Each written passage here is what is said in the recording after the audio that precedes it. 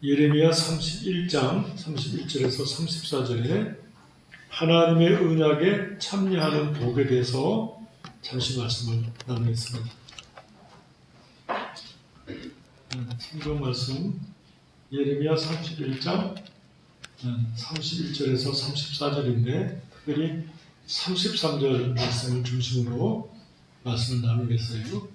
곧 내가 나의 법을 그들의 속에 두며, 그 말씀은 성령으로 거듭나게 하셔서 성령께서 우리 심령에 거하심으로써 하나님 말씀을 깨닫게 하겠다 하는 약속이에요. 나는 그들의 하나님이 되고 그들은 내 백성이 될 것이라. 여호와의 말씀이니라. 그리고 이제 계약 형식을 가지고서 하나님께서 주신 말씀이에요. 그래서 박윤호 목사님은 이 새 언약은 신약 시대에 그리스도로 말미암은 구원 운동을 가리킨다 이렇게 썼어요. 그래서 하나님께서 인류와 계약하셨다는 것 자체가 복된 사실이다 하는 거예요. 첫째가 하나님의 계약에 참여하는 행복이 있다.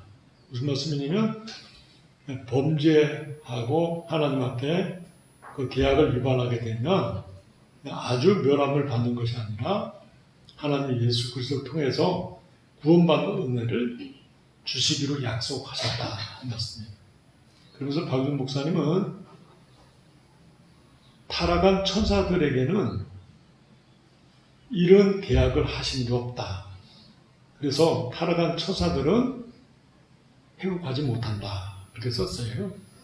마귀들은 마귀의 졸개들로 그 지위를 떠나서 타락한 천사들은 회개하거나 다시 본 위치로 회복할 수 있는 기회가 없다. 이렇게 쓰시면서 우리 인류에게는 하나님께서 첫째 아담을 주셨고, 첫째 아담의 범죄에서 우리가 사망에 이르게 됐는데, 둘째 아담인 예수 그리스도를 주셔서 구원받는 은혜를 주셨기 때문에 그 계약 속에 있는 것은 복이다. 이렇게 썼어요. 그래서 첫째 아담이라고 할 때, 이거 아담은 고유명사이면서 대표라는 대표 단수 해당이 돼요. 그래서 대표 의미로 아담을 써요. 둘째 아담이라는 것도 둘째 대표 그런 뜻이 되겠죠. 그래서 예수 그리스도께서도 우리 모든 믿는 자의 대표가 되셔서 십자가에 죽으시고 부활하셨기 때문에 모든 믿는 자의 의가 된다. 그렇게 이제 말할 수 있겠습니다. 두 번째는 그 계약에 의해서 하나님께서 선택한 사람들은 거듭나게 하신다 하는 말씀입니다. 성령으로 거듭나게 하셔서 그 거듭난 하나님의 자녀들이 하나님 말씀을 읽을 때 성령께서 조명, 빛을 비춰서 그 말씀을 드러내시는 거예요. 깨닫게 하시고 또 그 깨달은 말씀을 순종하게 하시고 순종할 때 확실히 깨닫게 돼요. 그러면서 순종, 깨달음, 순종, 깨달음, 순종, 깨달음 이렇게 반복되면서 믿음이 성장하게 하셨어요. 특별히 우리가 죄를 회개하고 하나님 앞에 기도하면 하나님이 사죄의 은총을 주시는데 죄 용서를 받고 큰 기쁨과 또 하나님 말씀의 순종으로 나아가게 되게 돼요. 그래서 반복적으로 이것이 발생하면서 하나님의 은혜 가운데도 확실하게 구원받은 하나님 백성으로서 삶을 살게 된다. 이렇게 말할 수 있겠습니다.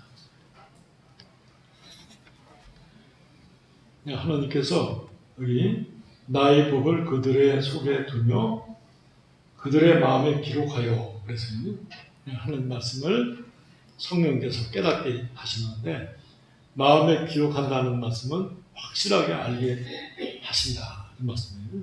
그 말씀을 순종할 때 순종으로 끝나지 않고 하나님이 그 순종에 대한 응답으로 또다시 은혜를 주셔요. 그래서 이게 반복이 되면서 신앙이 성숙하게 돼요.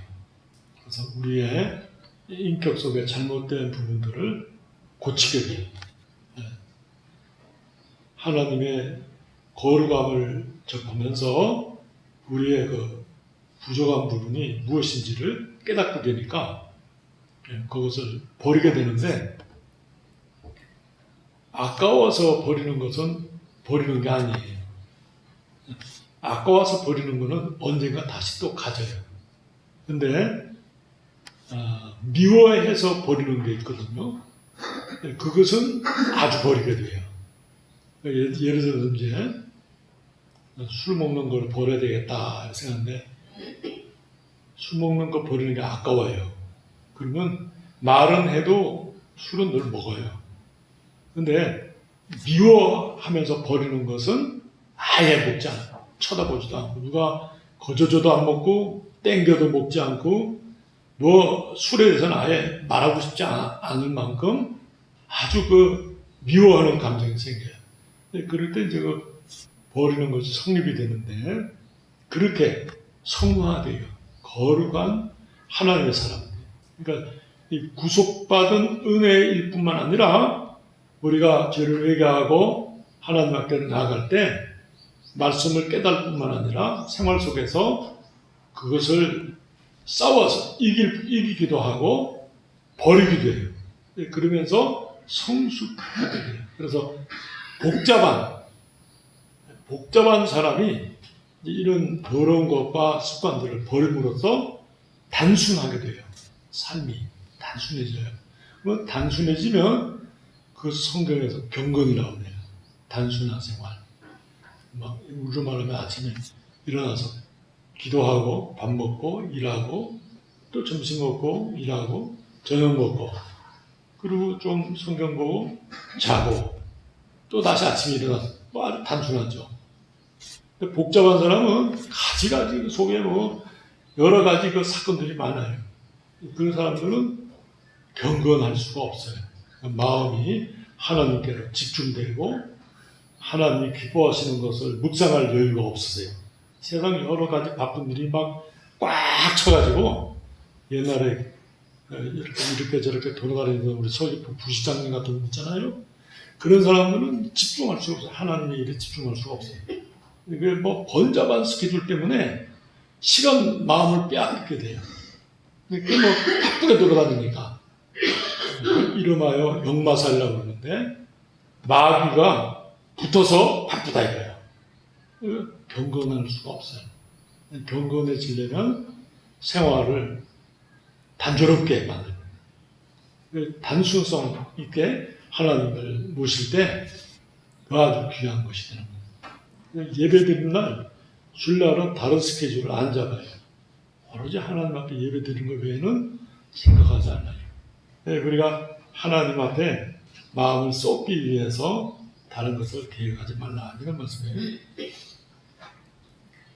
이 이스라엘 백성들이 출애굽하고서는 그 은혜를 받았는데도 하나님의 행하신 일과 하나님을 또 믿지 못함으로 말미암아서 가나안 땅에 들어가서도 우상 숭배하고 하나님 앞에 벌 받았거든요.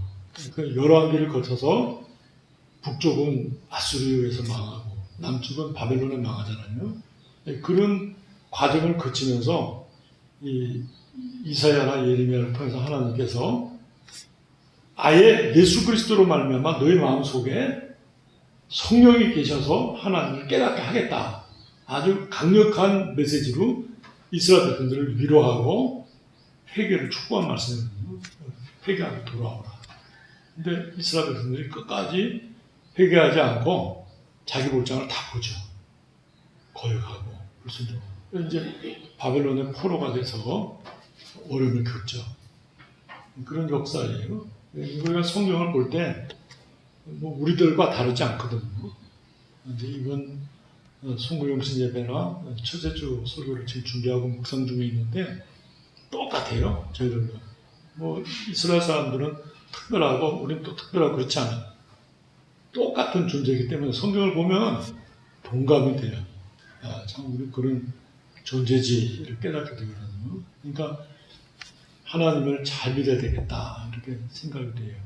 그래서 2020년 제가 이제 신년 감사헌금에다가 썼는데 아직 이제 헌금 안 했죠. 이제 신년 감사헌금 때 하려고 그러는데 추구 성결이라고 해서 성결을 추구하자 이렇게 마음에 정했어요. 그래서 뭐 교회 표를 주거에 적거나 하지 않아요.